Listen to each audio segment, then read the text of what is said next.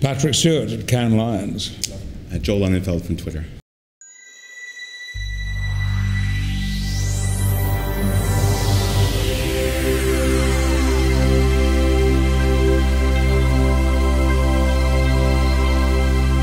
Before I woke up, someone shook me, which was the head of my public relations agency, IDPR. Kelly Bush took me out for breakfast one morning and said, "Honey, it's time," meaning you cannot be an actor at your stage in your career, your status, and not interact with social media.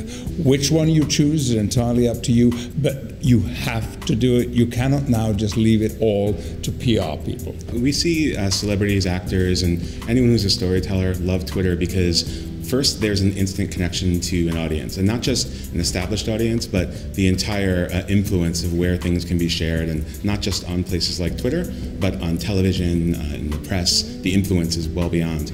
And also, it's very simple to create a conversation on Twitter. It's 140 characters, so the barrier to entry is very low. Anyone can have a quick remark and tweet it out there. I had no idea what would work, and I was extremely nervous about my very first tweets. In fact, I think I consulted more than one person over each tweet to make sure that I got it right. Also, what at first seemed to be a little complex, and now I realize, of course, is really very simple and straightforward. It was important to me.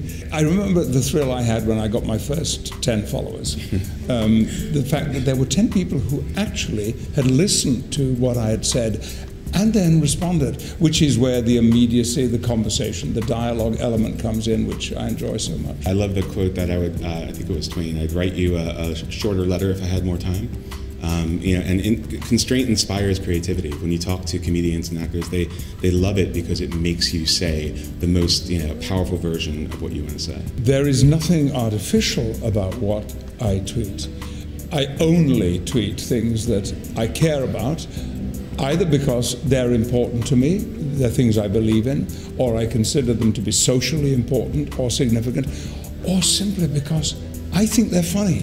And over the 2 years that I have been tweeting, I've learned that there's a very strong possibility that if I think something is funny or cute or charming, others will too. So those things also are worth sharing. What we found out was, first, everyone that's in the business of creative is doing the same thing. It's about taking the audience reaction and shape-shifting your story.